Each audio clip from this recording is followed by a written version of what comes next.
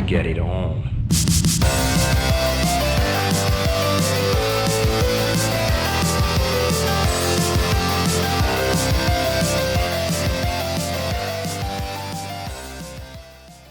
Hi, everybody. Welcome to Amigos. I'm John. And I'm Aaron. And today, Aaron, we're talking about Alien Breed Tower Assault. Ooh. Yeah.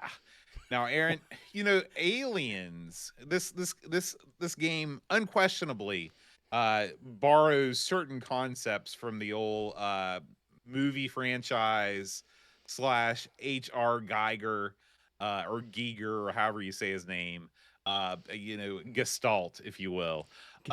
What is it about aliens, specifically these sorts of aliens, that you think people find so fascinating and that they're still making aliens films to this day? You know, it's funny you should mention that because I was pondering that as I played this. I was sitting there and I was like, man, because we talked about how many games that have been based on like D&D, you know what I mean? But Right. like, it seems like just as many have been based on the Aliens movies. Movies that I'm not into, I never liked that much. But I mean, obviously, people dug them. And I mean, we played them. I mean, any games that have nothing to do with that movie still have an alien stuck in there, and then plenty of games that are exact ripoffs of the movies. So I don't know what I don't know what it is. I mean, again, I guess you have to be into the movies to really get it. Because I don't get it. these are like they're creepy looking. There's no denying the aliens in the Ridley Scott films are creepy looking. They invade your body and burst through your chest. They menace Sigourney Weaver. Yeah. But I mean, like, I don't know. It's if you were going to design, like, what's your favorite sort of scary alien? Because everybody's got their favorite friendly alien.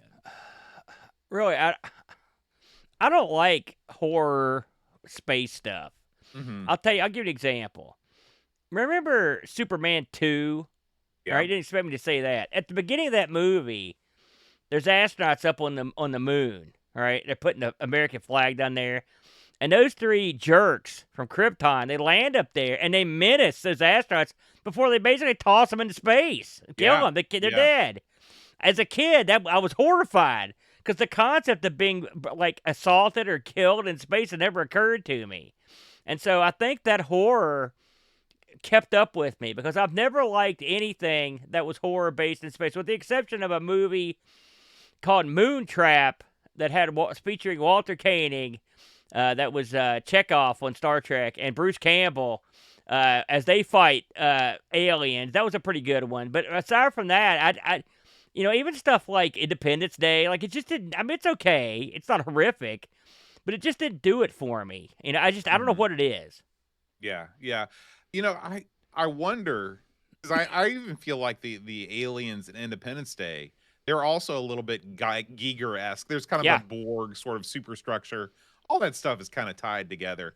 We have this feeling that all of these alien races that wanted to take over the world, all the aliens look the same. Like nobody's got different hair colors or things like that. Or hair. Like, where's the variety in the alien world? That's what I want to know. I mean, I'm not up on the lore, okay? So I apologize for you hardcore Alien and Aliens fans, but like, why are these things in space? Like, are they intelligent? Can they drive around like a spaceship? You know, they're slimy. You know, like what is that like? Are they happy? Are they sad? It also begs the question, what do they do in their free time?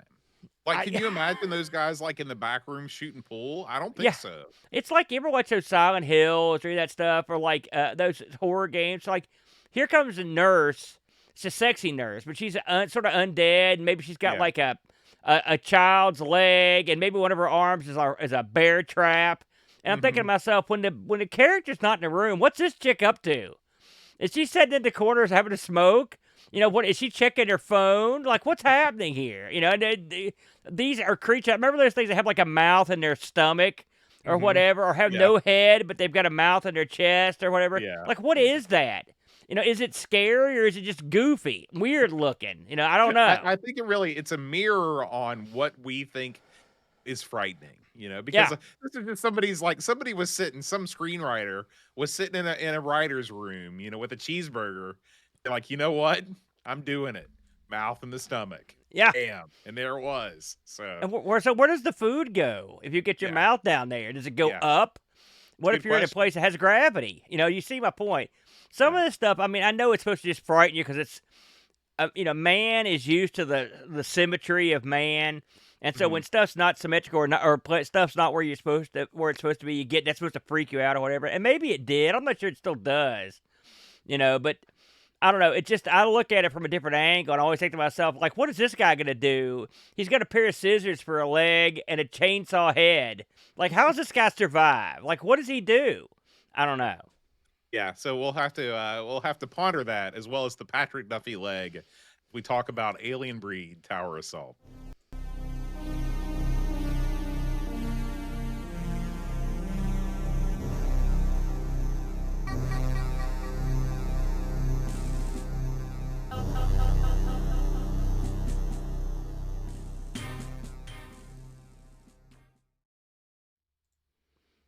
Pretty good love theme there, Abode, for Alien Breed Tower Assault. So we're gonna get into particulars, but I'm anxious to talk about the opening to this game. This is Alien Breed Tower Assault. So this came really in like two flavors, three-ish, right? You had an AGA, you had a disc-based version. That's the best way to put it. And if you had AGA, it would auto sense it, and if you did not, you would get the ECS version.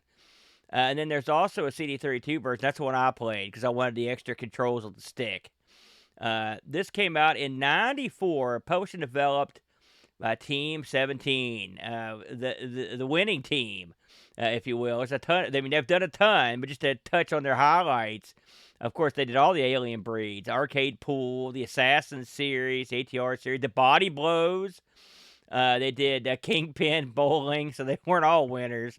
Super Stardust, Super Frog, Worms, F-17 Challenge. A lot of these, I think we've done every single one of those that I just mentioned. Yeah. So Project X, that was one of theirs. This one was produced by Martin Brown. Of course, we just mentioned he just passed away in the past, week, Boat, I believe it was. And so our condolences. I mean, clearly, when it came to working at Team 17, Mr. Brown was A+. I mean, just listen to those games, and he produced a good chunk of those, if not all of them. Alien Breed Tower Assault was coded by a couple fellows, Andres Tadic and Stefan Boberg. They pretty much, most people that worked on these games worked on a ton of Team 17 stuff. The Alien Breeds. These guys worked on Project X, Super Frog, Miami Chase.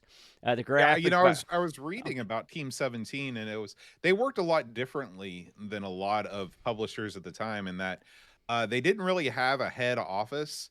They were ostensibly based in the UK, but they had lots of developers in Sweden and on the continent. But a lot of times they would get games from these developers, and they'd be, in various states of completeness and or quality. And what they would do is they would bring, the developers into like the main team, and they sort of finish it together. So they were a combination of publisher and developer that was sort of unique to the Amiga. I like that idea. If you think about the concept of that, and of course, the one thing when you have if you've got a top shelf team in house, you could bring these developers in that came up with these ideas, and even if the developers aren't as talented, they may be idea man, or maybe they just don't have all the skills. Maybe they don't have the musical skills. I mean, listen, they got Brimble doing this one. No said. You got him at your house? You don't. We got him. Right. So I mean, they've got that. And same thing with Rico Holmes, the graphics guy. Him and Brimble both worked on all the Alien Breeds, the Body Blows, all this stuff. They did tons of stuff. I mean, Brimble, we could sit here all day list his credentials. So you're right. That's a great way to do it. I guess. I mean, theoretically it is, and it seems to have paid dividends. We mentioned that this was on really 3 different systems. Like I said, if you've got the disc version of this, it will detect if you've got AGA, which that's a pretty decent trick, Boat. it was on 3 discs. This was only converted over to DOS. Me and Bo were talking earlier. You can play this on Steam now, and I think Good Old Games has it. There's a bunch of places. This is one of those. The Alien Breed games seem to get bundled a lot. Because I think I've got maybe had them 2 or 3 times. From different bundles, so they tend to get thrown in a lot with other bundles. I want to talk about. I played the CD32 version. Did you play that one as well? Yeah, I played the CD32 version too. So let's talk about the opening of this game. In this game, if you go to read the manual, which we're not going to do, I don't think you want to read it. It's another one, long pre-story about what's going on. But the movie gives you enough. Don't you think? Well, it doesn't give you any of the backstory, but the backstory is entirely it's your basic alien story where you have this meteorite lands on a planet. It's actually an alien in hibernation. It grows, it spawns, it dies, and when it dies, lots of little aliens crawl out of it. You end up with a planet infested with aliens. It's a good way to do it if you're the aliens. I mean, they get you in quick. So this stretches into multiple pages in the rulebook. The rulebook's not huge, but probably half of it is the story. Right. The rest of it, and then it's got different languages and different computers. But this has, if you've got the CD32 version of this, you get the film at the beginning of this, the short film. This is probably a 5 or 6 minute opening where you're on a base and with a commander, and he comes up and he's addressing this room of people, and they're talking about just what Boat said. Something crashed on this planet. We got people down there, and your job is to go down. And what they tell you is, your job is to go down and look around, surveillance. They said mostly, and if you find any living people, pick them up. That was the plan. Well, so then it shows your crew in a wing commander fashion. They run to the. They shows one of the guys getting suited up in a tremendous scene. I mean, that's what we played at the beginning of the show. I love it. And then they get in their jets. It's funny, and some of this looks sort of it has a Babylon 5e color scheme to it. And all of that pre-rendered. It goes back and forth between computer renderings of the spaceship and the planet, and then you have the CGI, or I'm sorry, the FMV sequences of the actual actors, who I believe are Team 17 developers. They were listed in the credits, and I tried to look up my favorite. I didn't know what his name was, to be honest with you. But then, and there's really not a whole lot of banter between them. They fly their spaceships to the planet. They get in formation, and then when they get to the fortress, the towers, they realize that the defenses are on, and then they just start flying around, getting shot. I thought to myself, if the defenses are on, why would you not just leave the area? Right. But they don't. Right. They do a few laps, and eventually they all get shot down. I think to maybe one. And they all get shot down, but only one of them survives the crash. Yeah, and unfortunately, the coolest guy gets killed, which I was sad to see that. Yeah. The guy that had the cool line in the opening, he gets it. And so you are now on this planet, crashed down, and you of course all the defenses are on, and that's when the game kicks in. What did you think about this opening film, Boat? Man, I wish every single game we played had an opening like that. Yeah. It's so great. It's right up there with Savage as one of my favorite Amiga openings ever. Particularly the part with the guy getting his gear on. Yeah. It's cheeserific. It's so good.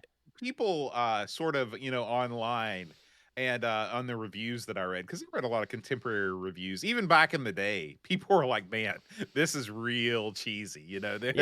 Even forgiving the sort of primitive FMV technology. But I appreciate it, because this is a game that doesn't really, there's not exactly a strong social message or anything that this game is trying to accomplish. It's an alien shoot 'em up. So it's okay if you have a cheesy opening.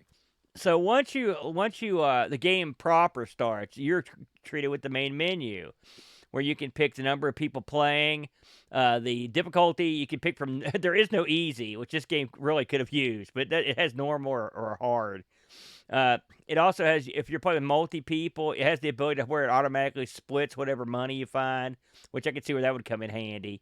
And so it's also got a place to enter a code, level code. This game is a level code type game, so you can put those into advance. And it also lets you pick your controls between joystick and gamepad. And again, if you use gamepad, the only difference really is if you use a gamepad, you've got a button to swap your weapon. You've also got a button. You've got a button to alt toggle between how you fire. If you turn on I guess it's called like retreat firing or something like that. This game actually introduces something pretty interesting. I mean, I've never seen it before. Maybe you have. This game, unlike most like gauntlet style games, you could actually walk backwards while shooting the way you were, you're Yeah, looking. this was like the main selling point for this game, because this game recycles a lot of ideas from the first two Alien Breed games, but the big deal is what's known as the retreat mode, Yeah. where like you said, you can walk backwards while firing, which was cool. Yeah, it comes in It real handy in this yeah. game.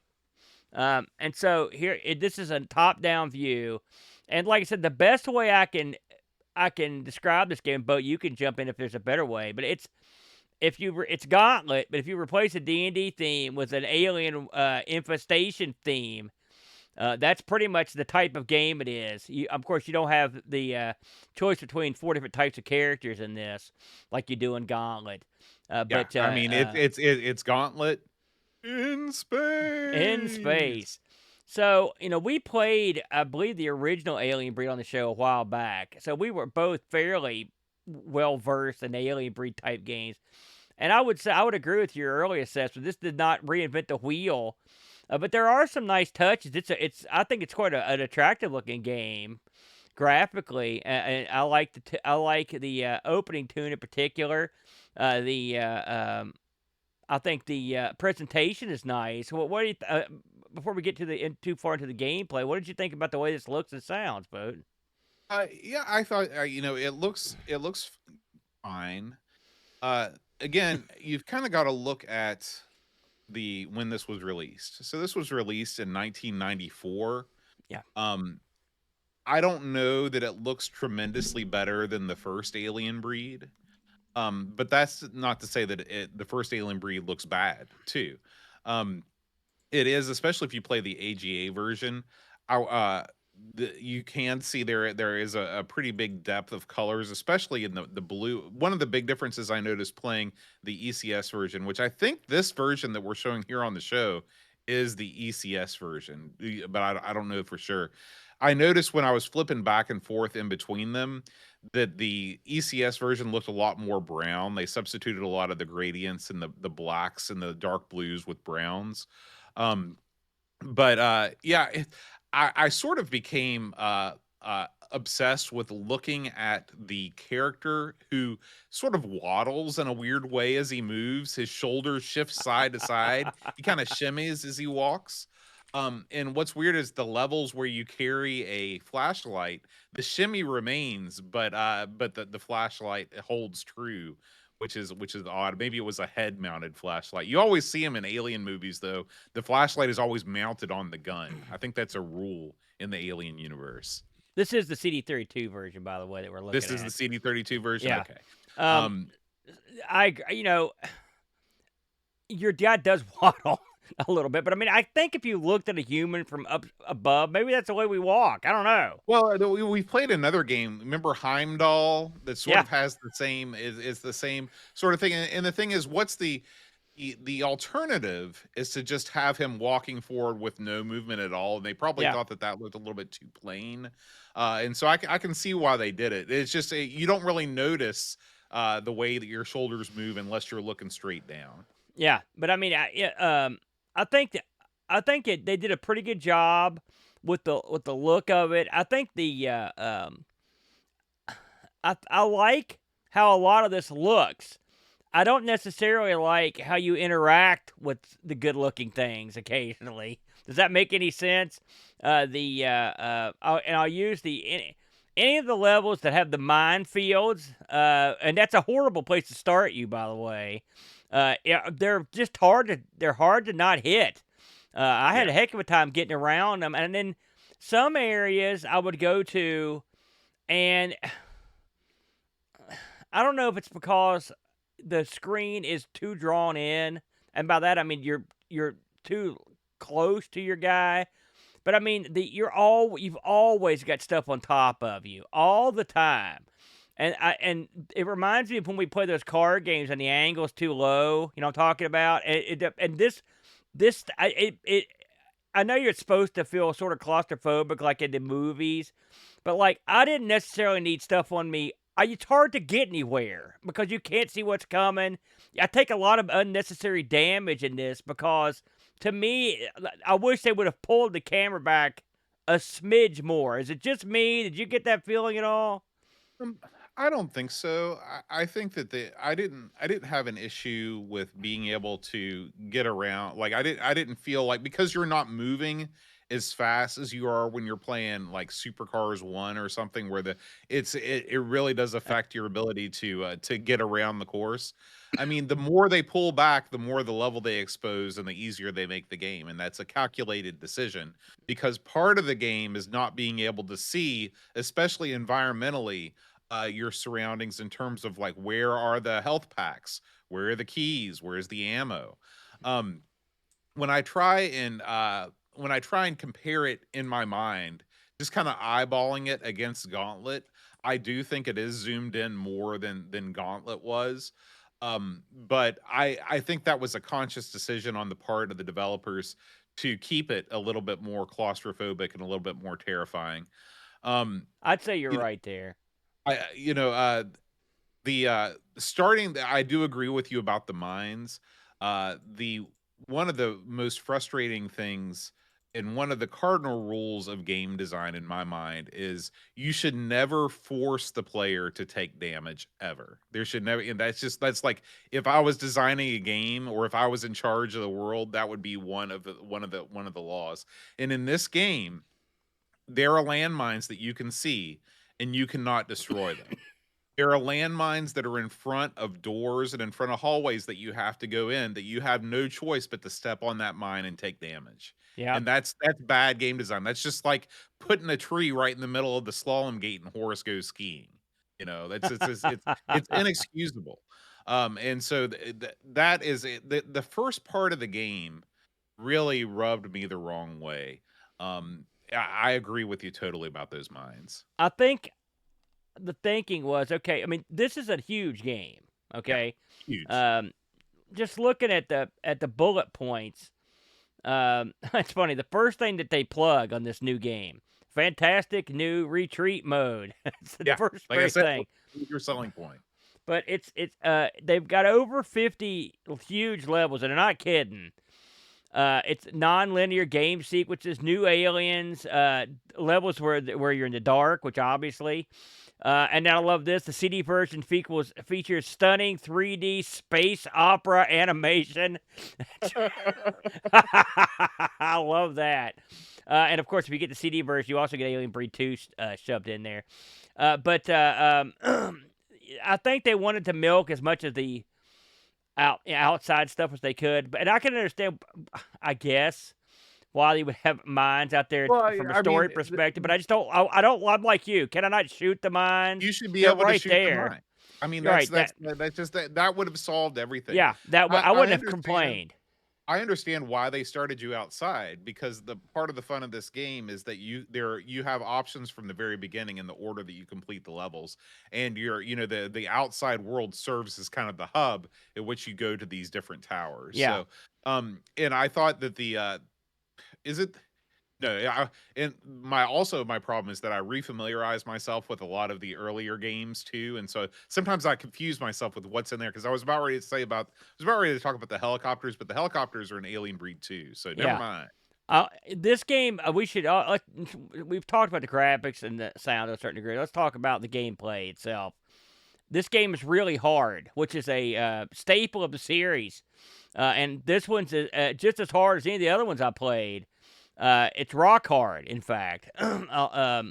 This has 2-player simultaneous play, and I've read a lot of people mention that, like, really to get very far in the game, it helps if you've got a second player who can, like, what you can imagine working in tandem and Mm. having somebody to be able, watch your back, because there are plenty of places in this where you're going to take damage, and really, no, like, for example, opening doors or unlocking doors. If there's something right behind it, I mean, they come rushing out, and nothing in this game dies from one hit. I mean, a lot of times, unless you've got like a mega gun, a lot of times it's going to take you multiple hits. Sometimes it's going to take you many, many hits to kill stuff, and they're rushing at you.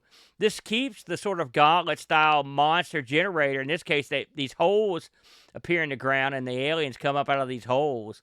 And so, there's no clearing a room and it's staying cleared. I mean, that's something else that bothered me. The game's hard enough to go through the first go round, and then when you have to perpetually be concerned that as you go forward that stuff's going to come up from behind, even though you just came from back there, it gets a little irritating.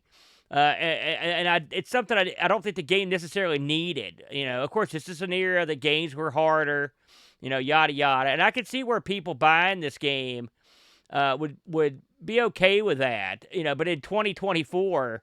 I thought it was just the difficulty on this thing was hard, and there's a lot of backtracking. There's a lot of trying to figure out where you're at. There's a lot of trying to figure out where you need to go. And so at occasionally you'll get to the point where you can see they'll give you like a map view, and you can even get a map and use it occasionally. But it's still getting around, even when you get the map wide open. I had maps of the levels sitting beside me on the computer, and I still had trouble getting around. There's a lot of invisible walls, the old standby in these sorts of games, especially when you're outside, that make it so you can't go in certain places because there's rocks there or whatever, and it can be frustrating. What did you think about the difficulty of this thing, Bode? I think that when you play a game like this, you expect it to be tough. You expect a long slog.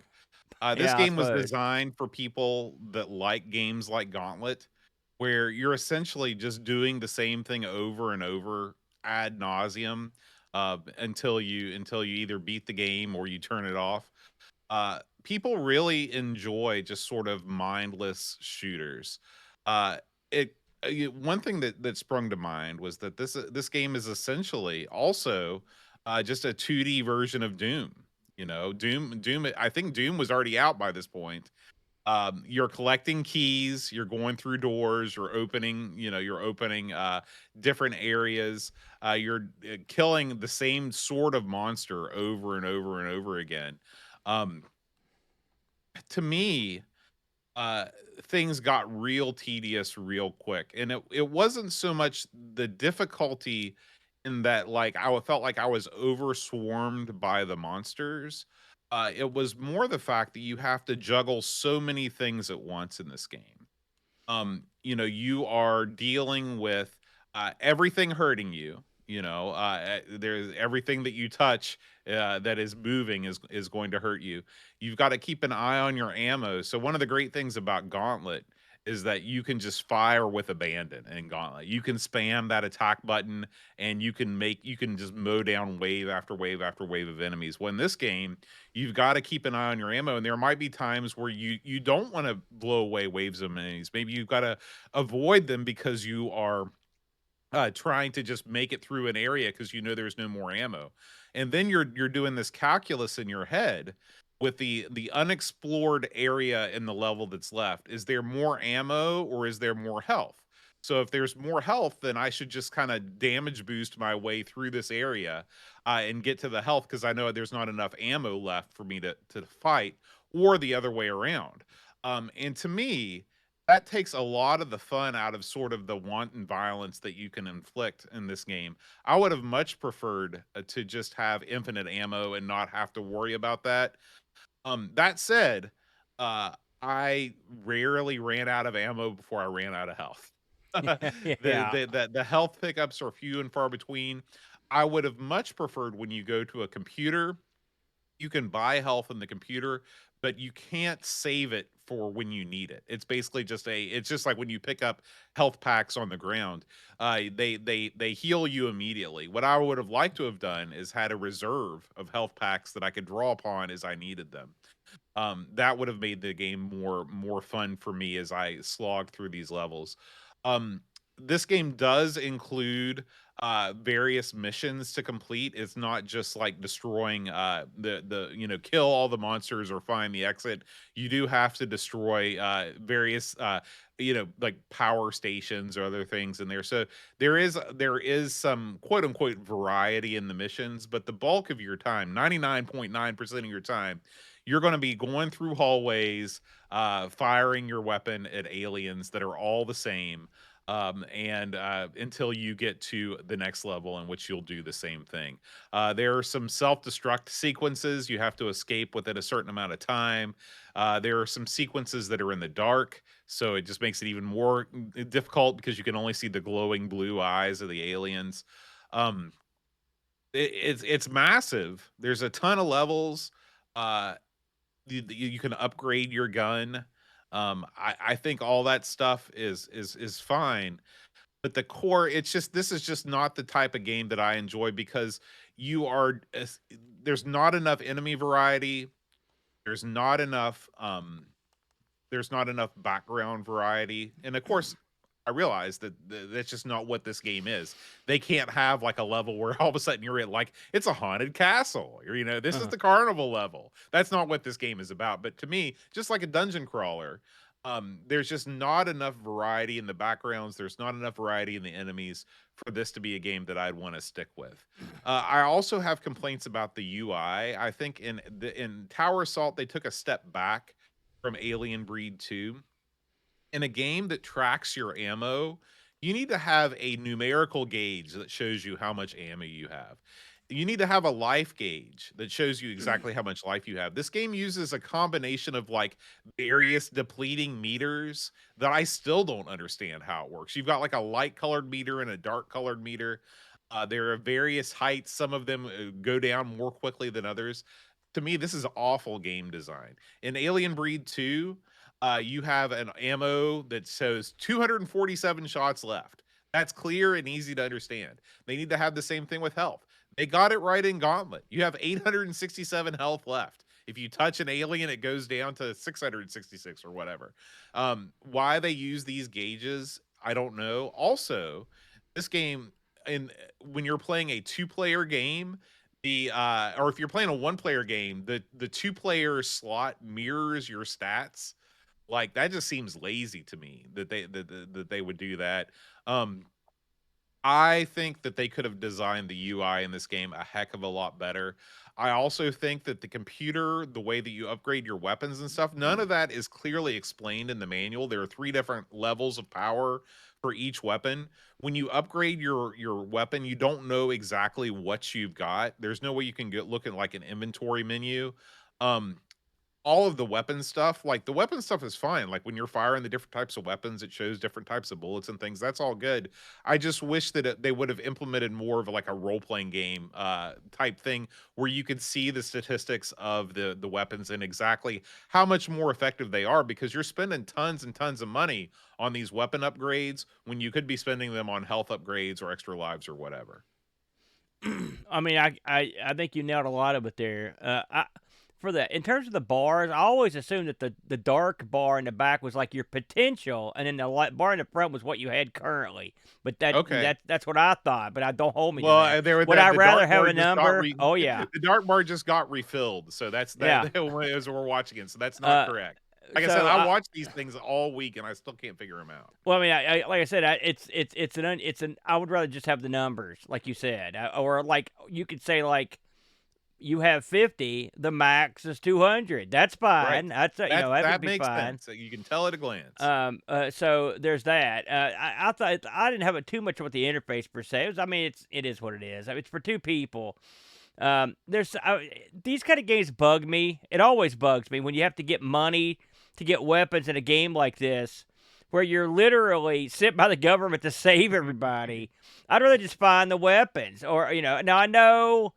for a multiplayer game to make it more competitive or whatever. The money, and also money is sort of ingrained in these games. But Yeah. I never like that. I mean, they should just give you the weapons. To be honest with you, but you know that is neither here nor there. I like this more than I like Gauntlet. I will say that, and because I like the mission stuff. The good thing about this game is I sucked at the game. That's not the good thing, by the way. But the good thing is there's all these codes. I went and got codes to try different levels. So I got to try the level in the dark. I got to try the level well, there are multiple of those. I got to try some of the levels where the aliens are invisible. I got to try some of the levels where there's the timers going off or whatever. The timer going down. If you're playing this for real, I would be angry if I came across those because you basically would have to memorize the level to get out of there on time. That's right. And That's so if you're exactly actually it. playing this for real and you die there, that would really anger me, if I'm honest. They do use that cool shimmer effect for some of the levels where the aliens are invisible. That's always nice. That's always kind of a neat thing. There are a couple boss fights in this that I saw. They look like anything to write home about, if I'm honest. The fact that you go through here and have to do different things to complete levels, like for example, you have to blow away generators that are holding back 2 locks, or you have to go get X amount of keys, or you have to go to a certain spot and activate a generator. You know, it's better than you're just going through like in Gauntlet. So I mean, I'll give it that. You know, that much of it. You know, this game is You know what I would have liked is if they what? could have combined the character selection variety of Gauntlet with the mission-based level design here. Like, why not let you pick a guy that all he does is like lob really high-powered grenades, or Yeah. like they were able to make that work in Gauntlet with 4 different styles We need like the of Dogs of hero. War guy Yeah. strapped onto the front of this, and you can. What would be really cool is if you could even outfit the guy. That'd be kind of fun, you know. But that'd be. I mean, there is a certain. It's like I'm always going to play the warrior. Well, I mean, boy, it'd sure be cool to play somebody that does something else. And I know you can get the weapons upgrades, but it's not like they're super radical. I mean, they're pretty much the kind of stuff you would expect. Firing different types of guns. You know, so but I mean, it's hard for me not to give this game some praise. I think it's a good game. And I think for people that, because this is another one of those games, I hate the Barry games because I'm not too fond of that particular type of game style. And I think if you're into the whole Gauntlet thing, and I think this would be a lot of fun multiplayer. I know I've played a couple of these multiplayer. I know me and you have played at least once the multiplayer one. And multiplayer is always more fun, and the fact that the options there is awesome. So I do like that.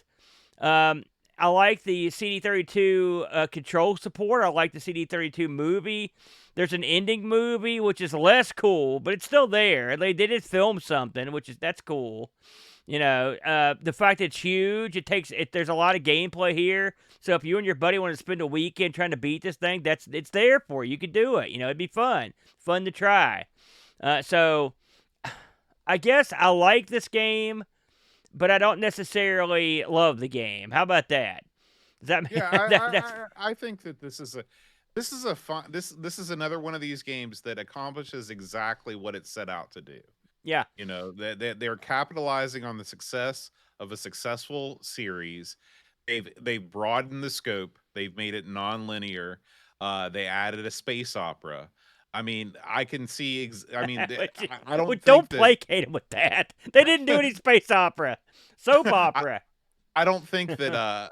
I don't think that they really left a lot on the cutting room floor here in terms of what they set out to do. This wasn't a game that I think suffered from like a short development time or anything like that. I think the game that they shipped is the game that they envisioned, and there's something to say for that. This is just not a genre of game that holds a ton of interest for me personally, but I'm not going to slag it off for that. Yeah. This game sold, as far as I could tell, for right around 30 pounds when it was released. And so I think that's, let me just say this too about the CD32 version of this. If I had a CD32 and it's 1994 and I get this game, I'm okay with it. This one, I mean, you get the video, You know, Hmm. you get the look of it's better. You get to use the controller. So they at least tried to throw you a bone Yeah, on and this. and So the controller is implemented excellently in this game. yeah, This is one of these, Team 17, they took the time to program things that you normally have to do with the keyboard, put them on the controller. If only every CD32 game would have done so well. yeah, and like I said, they also had according you've got 17 extra levels, and you get Alien Breed 2 if you get a CD version. So that right there, it's a pretty good deal if you get all that. So for once, maybe you're getting a square deal in this thing. So you might wonder how this played in the rags back in the day, the magazines. Well, in modern times, your people over at Lemon, I looked at the scores for the disc and the CD version.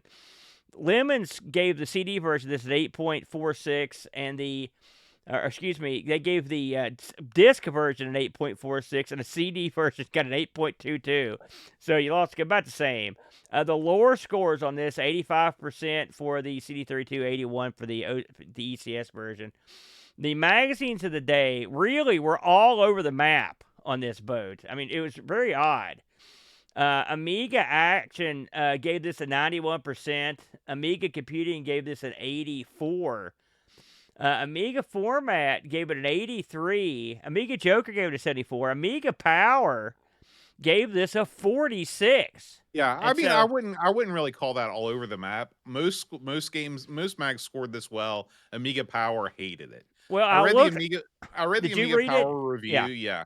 I And did too. it's basically just it's a lot of the same complaints that we had about, Yes. the spawning enemies, mines, and them just continuing to do more of the same without innovating enough to make it a worthwhile sequel, which is they're all fair points, but in no Yeah. way does this game deserve a 46 or whatever. No, and they even had points about. They talked about the. Oh, they did mention some stuff in here that I ran into. I almost forgot to mention it. I had this game like not lock up, but get to points where I couldn't move several times across several systems using several different means of play. And I read that this is something that happens. You just get to the point where, I mean, the game's working fine, everything's moving, but you can't move. It happened to Mhm. me twice when I was playing this game. So I mentioned it because in the Amiga Power they mentioned that this game was bug ridden. Now Oh, okay. we're they That were never happened to me, but that's interesting. they were playing it, presuming this game got multiple releases that upgraded it. Okay, so like they may have been playing one of the earliest releases that were really bug filled. But I did run into that a couple of times, and it's pretty irritating when you're moving along at a good clip. It happened to me twice. They also mentioned that they thought the hit detection was not great. Mhm. Um, most of the time, it's hard for me to tell if it's good because there's so much stuff on you. You're shooting at Right. point blank objects, and most of the aliens don't. They come at you. That's not right. But in the mine area, it was irritating. I can't say it was the hit detection, but I hated that. So there you go. Anyway, the average magazine rate on this was 80, but I'd say that 46 brought it down quite a bit. So I'd say this is they gave this a B to an A grading. How well did this fare with the Discord crowd? Now let's check it out. We got a couple reviews this week. Um, our first review comes from Alien Breeder, the namesake of this game. He says, "For years I've been sitting here listening to Aaron talk about Lionheart and Boat complain about AGA, biding my time until I could hear the magic words. What are we doing next? Alien Breed Tower Assault." Yes, my time has finally come. The chance to talk about my namesake, the pinnacle of the Alien Breed franchise. Alien Breed Tower Assault, the gargantuan overhead alien slaughtering action adventure that takes everything from the original Alien Breed 1 and 2 and brings it to a new, more expansive world. I originally played Tower Assault on my CD32 and was blown away by the cinematic movie that played before the game, which in retrospect is pretty cheesy. This was a great precursor to what video games would become over the next few years. It goes on to discuss the gameplay and mechanics, and he says what makes this game unique from past games in the series is the more linear nature of the game. Each player can move around the grounds and into the various buildings as he chooses. And while everything in the game is difficult, there are some buildings, such as the science lab, which are much easier and will allow you to build up your guns before heading into more difficult buildings. Another great addition to this version is the retreat mode. The retreat mode, Aaron, Alien Breeder loves it too, which allows you Top to move billing. backwards while shooting the attacking aliens. It says overall, Alien Breed Tower Assault is an excellent action adventure game combining great graphics, moody sound effects, and interesting locations. The controls on the CD32 are great, with the CD32 controller making use of many of the buttons to easily change weapons, etc. On the downside, the different buildings do all look very similar. Some subtle changes to the look of each building would have gone a long way. As with all the games in the series, it's very difficult. The game's also a product of its time, still relying on high scores like an arcade game, where the real point is completing the missions. I will say this, when I got back into retro gaming, this was one of the first games I got back into and still play it quite often. With save states, it makes the game more playable. I give Alien Breed Tower Assault 935 top bananas out of 1,000. A lofty score indeed. Yes. And Retro Jerry writes, Alien Breed Tower Assault's a good time. The graphics are great, and the soundtrack adds to the tension as you fight the aliens. Levels are designed with multiple paths, making it replayable. Would have liked to try the two-player mode, but didn't want to drag the wife away from crime dramas on New Year's Day. This is a hard game, but it isn't frustratingly so. 8.5 out of 10. You know, Uh, oh, I'm sorry. Did you have another one? My I just bad. wanted to make sure, and yes, that is the last review. I will say, because me and you have, of course, like you said, this didn't exactly reinvent the wheel for these Alien Breed games. And I remember you not liking Alien Breed all that much at all. And so I was ready for you to come out here and just pulverize this thing. And so I'm actually, you actually look like you have gained acceptance of Yeah, the yeah, Alien Breeds, both. I did like this more. Now, we probably reviewed the first Alien Breed, probably 7 or 8 years ago. So, Yes. again, the Amiga Valid point. Stockholm syndrome has set in, and I'm now willing to accept many things that I was not early on in the show. You know, when it's Amigathon fast approaching, this is one we'll absolutely have to Yeah, roll up and give yes. a shot. Um, Before we go, this just for fun, I had to look on eBay to see what this was going for because I had a feeling, I think somewhere I owned this, I think, but I'm not 100% sure. But if I do, I need to find it because these are going for, well, they're being asked for quite a bit of money. The CD32 completed in the big box. There's a fellow in Slovenia asking $300 for that one, but that's nothing. Here's a fellow asking $1,000 for just the disc, one disc of the game, and then, not to be outdone, Alien Breed Tower Assault, the big box sealed collectible from Germany, will set you back $1,300. And to put it in perspective, recently a big box disc version is sold for $37.55. So if you got that one, I think you're a big winner, Boat. So finally, we just to shut it up. We both think this is a pretty decent effort, then, yeah. Yeah. Are you a sketchy tech? Do you have the right tools for the job? Have there been incidents? Next time, don't try to fix it yourself. Send your broken Amiga to Retro Rewind. Get a full diagnostic, a reasonable estimate, and the peace of mind knowing that your machine is in the hands of real technicians with decades of experience and cutting-edge repair equipment. Save 10% off your repair with the promo code Amigos10. Thank you to RetroRewind.ca for supporting this episode. Amiga News.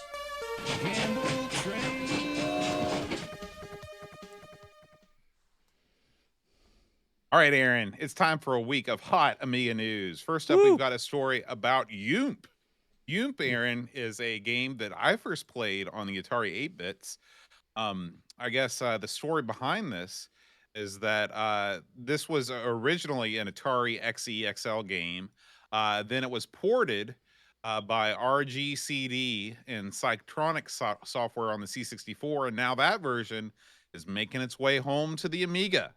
So this game features 27 levels, 20 action tiles, 2 awesome soundtracks, graphics quality modes selected on hardware speed, and it's compatible with every single Amiga going all the way back to the A1000. Aaron, did you play a lot of Yoomp back in the day? Believe it or not, I've played this Yeah. amazingly, and it's a, this is one of those games. Every machine has some kind of version of a game like this. Not necessarily as good, but this game is one of those frustrating games that you just got to give one more shot. I played this on stream one night, and I was like, I got to do better. I can't stand it. And I played it, and this looks real nice. It looks like they've done a real good job bringing this over. This had that unique Atari, what can I call it? Shimmer, I guess. There's, that, what I'm talking about, that graphics thing. And so this, and you may or may not like that. This does not have it. But this looks nice. It's not, I'm not saying it's a bad thing, but you get used to it. But this looks real good, Bode. I think this might be a fun one. Is this one's out now? It's out right now. You can name your own price over on itch.io. We love that, Bode. That's a great start, Bode. Next up, Aaron, Rastan. I know you're a big fan of the Rast. Yes, I am. You got that right. He, when you talk about the pillars, the Mount Rushmore of your barbarians, you got first of all, Sodan is number 1 on the list. Then you got your Targan.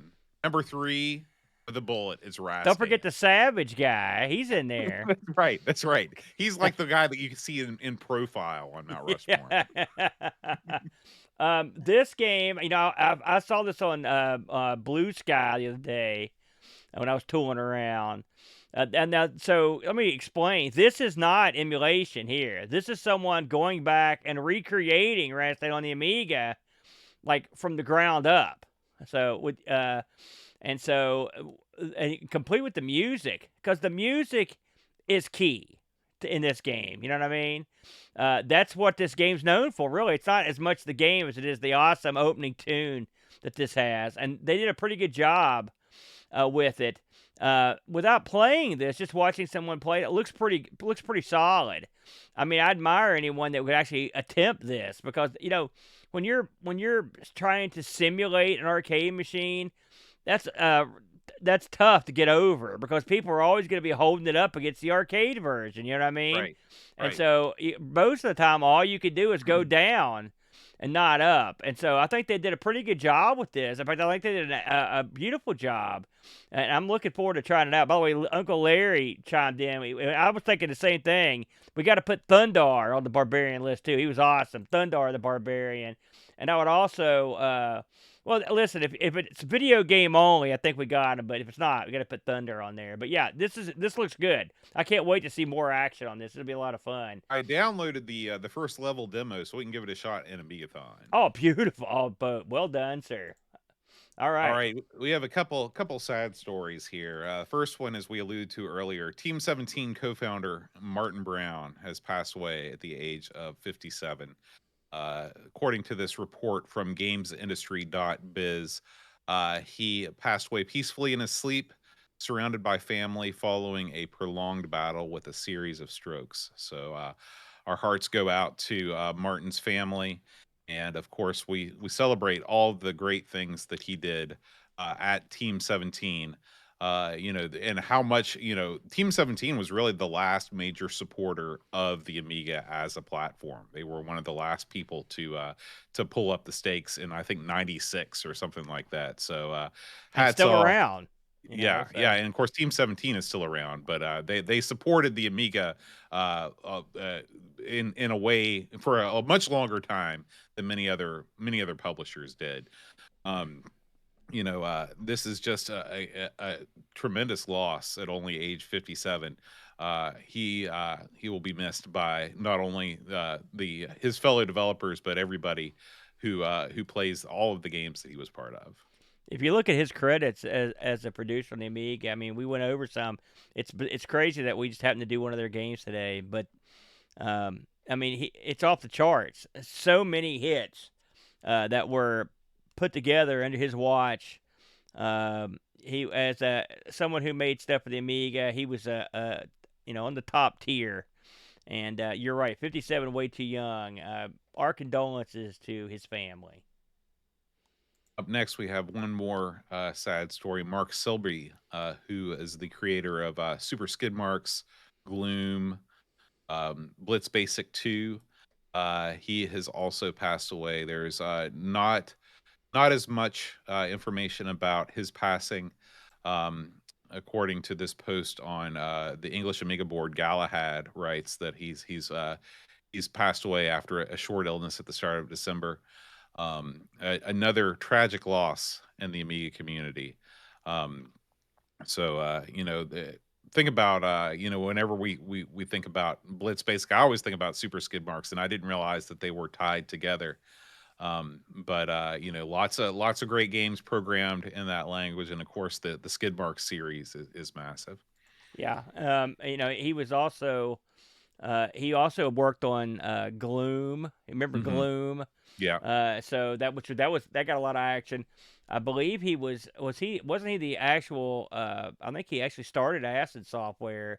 Yeah, founder of Acid Software. So, again, it sucks. It's sad, and our condolences to his family and friends, and all the Amigans owe him a debt of gratitude. So thank you very much, Mark.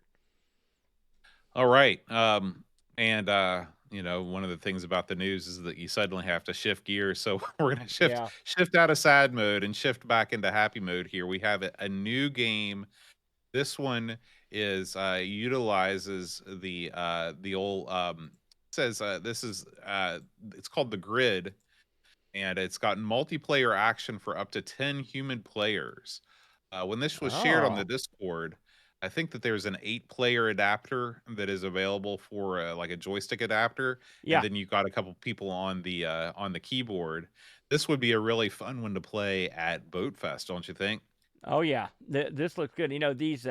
These sorts of games got over with a lot of the people that are into these sort of multi-man games. I remember that last one. I wasn't so fond of it, but I know a lot of people liked it. It had a ton of players in it. So this might be pretty good. I was trying to get a video, but it's just part of a mix of videos. But it looks interesting. I'll make sure to check it out. And it's available right now. Name your own price, so that's not too bad. Yeah. That's it's a logicalbyte.itch.io if you're interested in that. 10 player. Finally, that's crazy. Yeah. And finally, Aaron, this is somewhat Amiga adjacent, but my buddy Pat sent me a message on Facebook announcing his enjoyment with this show. This is a new podcast. It's a 7-part miniseries called The Polybius Conspiracy. This is a factual documentary series that tells the complex story of two men united by a decades-old urban legend. So it's all about this dude who maintains strongly that he played Polybius and then was abducted by secret agents and has had to live with the traumatic experiences since then. And so I wanted to throw this out there because I know there are lots of our listeners that enjoy a good conspiracy story, especially one related to video games, especially one as famous or as infamous as Polybius. I've got a long drive ahead of me tomorrow, and I'm going to be throwing this on. This looks like it would be pretty cool. I don't know about the abduction part of this, but I will say this. A guy says he played a game that no one knows about, can find that it ever existed. We just covered a game on ARG a couple months ago called Mrs. Dynamite, which was a Universal game that had a flyer, but no one had ever seen. And even the guy that runs Universal, the main president, said this game was never made. And then they found it in a cocktail table in like a pub in Canada. All right. Mm-hmm. And they dumped it. It's out there now to play.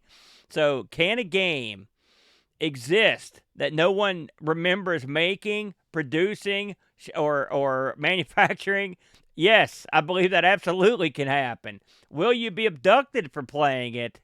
that's a whole different kettle of fish, Boater. You're right. Anyway, I'm not making any judgments. You can listen to the Polybius Conspiracy if you dare. Very good. We want to mention before we move out of the news that we're just 2 weeks and 2 days away or 3 days away from Amigathon 2024. It'll be all 25. going down. Excuse me, 25. Boy, there it is. It's already started. It'll be Saturday, January 18th, kicking off, I believe you said at 8 a.m. Yep. Early morning, early rise and fun, as always. And we're going to be raising money all day long for the Children's Miracle Network hospitals, as we've done for many, many years now. Gosh, I don't know how many of these we've done. I believe this is year 7. Amigathon 7. So not too bad, Boat. And we're hoping to raise a few bucks for the kids. So if you are... if you're interested in hooking up with us and having some fun, we'll be on our usual haunts. We'll be on Twitch. We'll be on YouTube. And if you're interested in donating some money, give them the address there. Well, soon you'll be able to go to Amigathon.com. But right now our Extra Life page is not up yet because you have to create a new one every year. There you go. Every year it resets on January 1st. So by the time you hear this, Amigathon.com will be up and running, and you can already put it on a bookmark. So on the big day or before the big day, you can throw a couple bucks towards the Children's Miracle Network. How much money did you say we'd raised for these guys over the years with our Over friends? the past 7 years, we have raised over $35,000. So it's a pretty good chunk of change. That's a baffling amount of money. And it's all because of our great community, who every year they show out and show up, and we appreciate it. So that'll be a couple weeks on the 18th of January. Yes. That's all we got. All right, Aaron. What do we got coming up next week on Amigos? Oh, man. It had to happen. Switchblade 2. It had to happen. We didn't mention the nonsensical Japanese characters on the terminal screen in Alien Breed Tower Assault. Right. It's time to get your fake anime on once again with Switchblade 2. Switchblade 1 was the King Dong of fake everything. It was a dark society, Japanimation. It was all this crap. And at the end of the day, me and Boat, if we had to pick games we hated the most, that one's right near the top. It's right up there. Yeah. Even though other luminaries tend to love it, we didn't love it. So we're going to give these suckers another chance. Well, actually, the Game Selection Committee demands that we give them another chance. I'm not going to say we've been dreading the day that this would pop, but we've marked it on the calendar. And so I can't wait to get this one going, but it should be interesting. Yeah. All right. Well, thank you as always for listening, everybody. If you want to support the show, patreon.com/Amigos podcast. And we will see you next week for Switchblade 2. Until then, adios. Amigos is made possible by contributions from listeners like you. Patreon supporters help choose the games we play, receive exclusive magnets, and get access to the Amigos Retro Gaming Discord server.